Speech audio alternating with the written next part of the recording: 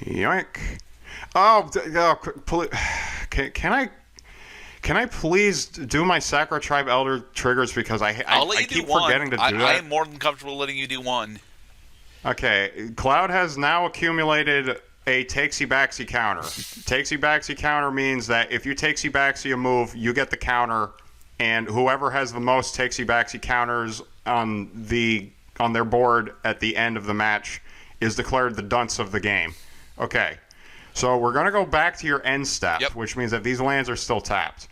I'm going to sacrifice each of these Sacro Tribe Elders so I can ramp for 2 because that's the fucking point of these cards. You're supposed to get your lands out before your next turn starts. Right. Let's do a forest and a mountain. Okay. So, I mean, a forest and a swamp, so I get my colors. Okay. Do you want to accumulate another takesies-backsies counter? Yep. No. It doesn't count as if I didn't pull the card out or if I just said the wrong thing. Okay. Okay, now I draw a card for the turn, which means it was a different card than what I was going to draw because I shuffled my deck. Okay. Where were we? Let's do for 5. Sekuar Death Keeper. Ooh. Sekuar Death Keeper is a legendary 4/3 that has whenever another non-token creature I control dies, that creature gets replaced with a 3/1 Graveborn type creature token that has haste. Yes. I also am going to tap the Orochi Sustainer to cast a Tukatung Thalid. Mm-hmm. And then I'm going to end my turn. All right. My move. Upkeep. Add a counter. Now, do you discard 2 cards, or do you just I am let going to him discard hit 2, the graveyard? But I'm just not sure which 2 I want to discard. I suppose getting 2 swings with the Vexing Sphinx largely is the idea of the Sphinx. Yeah, okay. I'll discard my other Dark Depths. Well, you already gave up on it. It's fine. I totally understand. All right. So, firstly, I'm going to spend 4 in order to cast the Cumberstone. Oh crap! That doesn't sound like fun.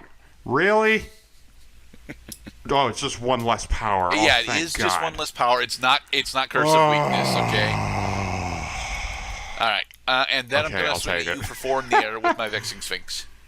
I was gonna say, like, if you just made it to that, I can't play Graveborns. Like, I would just concede the game immediately. Okay, I take 4 damage from your unblocked dude in the air, so I'm down to 12. All right. So during the end of my turn, I'm gonna have Wall of Reverence target my Vexing Sphinx to give me 4 life.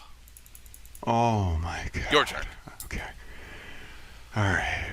Peace, love, tranquility, serenity. Now, draw a card. And it was a non-basic land. I mean, basic land. Okay. Here's where we're at now. Let's tap a Orochi Sustainer, a mountain, and a swamp to cast the Scarland Thrynax. Ooh. One of the hallmarks of Jund is that Jund is a goddamn feeding frenzy. They're eating each other in this jungle. And the Scarland Thrynax is prepared to throw all that it's been eating as strength against my opponent. But first, no, it's just not time yet now, is it? I'm going to pay 3 to cast the Kusari Gama. Okay. It's an equipment spell that has, if I pay 2, then the equipped creature gets +1/+0 until end of turn. Okay. That's its activated ability. Its triggered ability is whenever the equipped creature becomes blocked, then that creature deals damage to each creature defending player controls at an amount equal to its power. Right.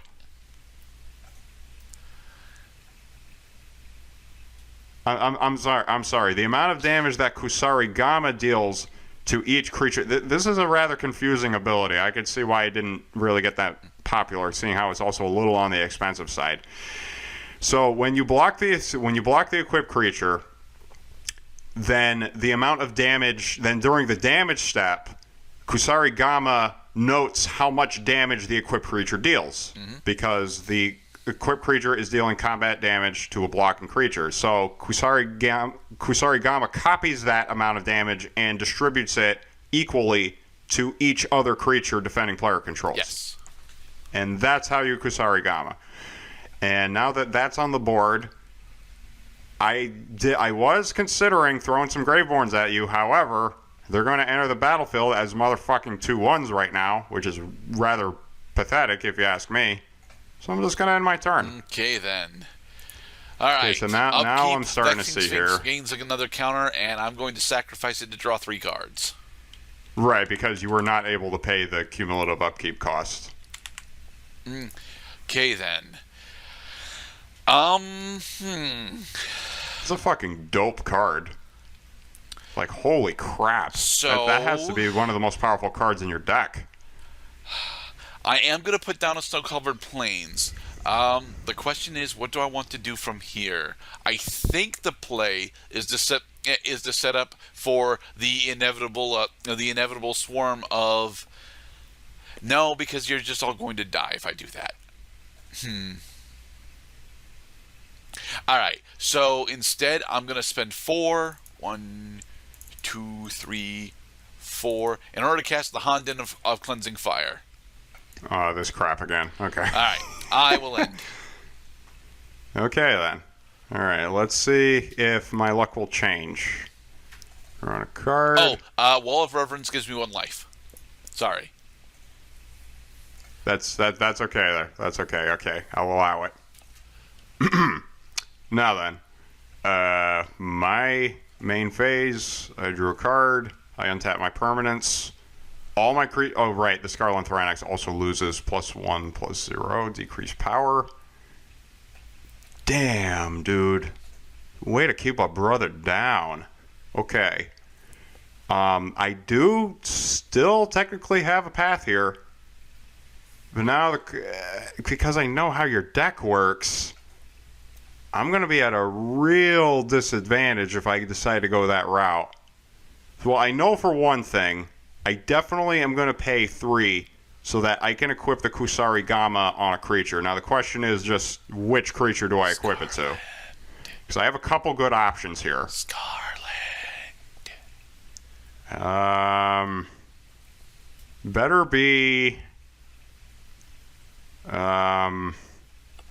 Yeah, it's gonna have to be the Scarlet Thranax because the thing that kind of sucks about Sekawar is that he himself is kind of useless. Like most of the time, he's blocking because if you attack with him, then you take the risk that he's gonna die, and he does not trigger when he does. And then not only do I not get tokens when he dies, I don't get any more tokens until I get another Sekawar on the battlefield, right. Which is exactly one of the problems with my Sekawar commander right now. Let's play another 3 and cast a second Scarlet Thranax. Okay. All right. Now, my boys are hungry.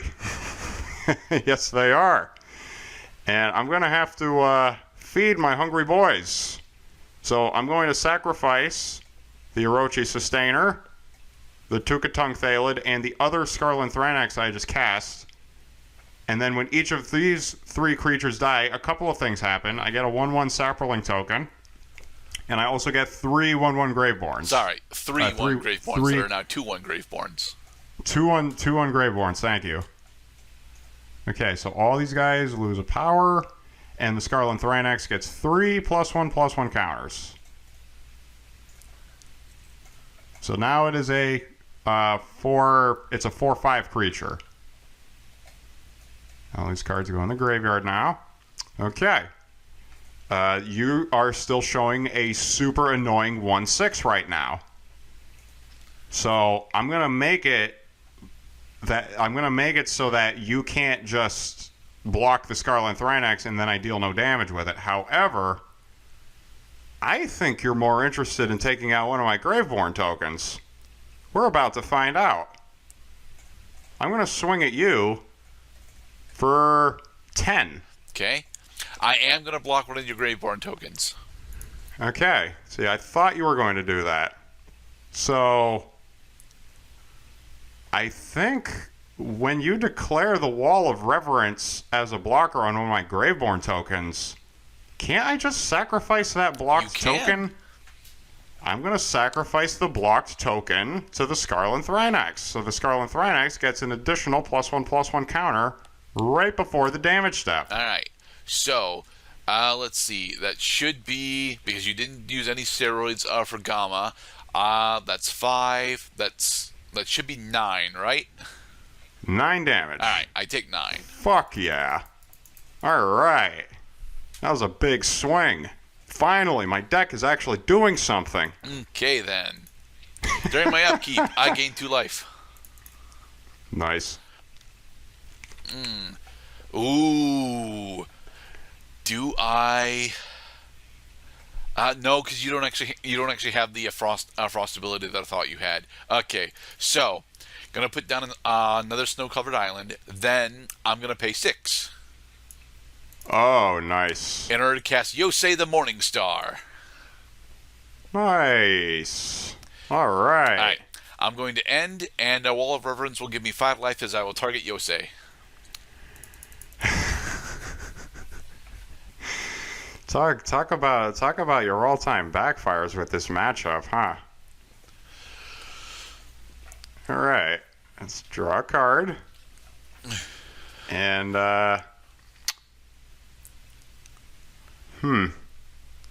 yeah, I'm gonna sink all of my mana into the Scarlet Thrynax. You have 2, mana to sink into it? 4, 6. Scarlet Thrynax Okay. gets +3/+0 until end of turn because of the Kusari Gamma ability. Okay. So I'm gonna increase his power 3 times. He's now an 8/6 creature until end of turn. 7/6, right? Yeah, 7/6. No, he's an 8/6 because he's a power 4/2 creature with 4 +1/+1 counters on him. Except I have Cumberstone out. Right, that's Okay. already been taken into account. Because if Cumberstone was not out, then he would be a base power and toughness 5/2 right now. Okay. Okay, I'm going to go to damage, and I'm going to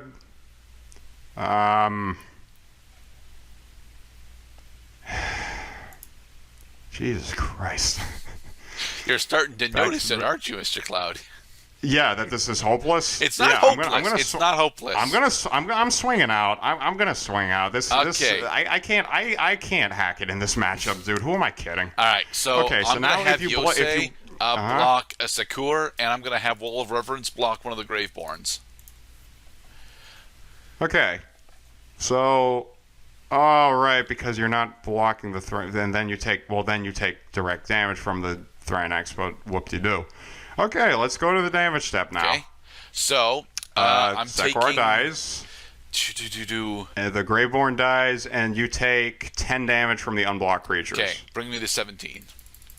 But at the end of your next turn, provided that Yosei the Morningstar is the highest power creature you control, at the end of your turn, you're gonna end your next turn with 24 life points.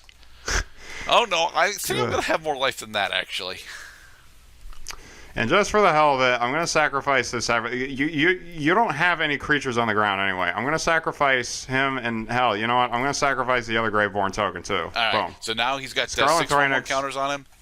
He's got 6/1/1 counters. I'm going to end my turn, which means that he loses his +3/+0. So I'm going to reset his power and toughness and then remove a power from him to account for the Cumberstone, which means that at the moment he is a 7/8 creature that is tapped. Right. On the ground. Your turn. During my upkeep, I gain 2 life. Sometimes you just... there is a wonderful amount of relief that comes over me when I accept, I'm just going to lose. There's really nothing I can do about it. Okay. So,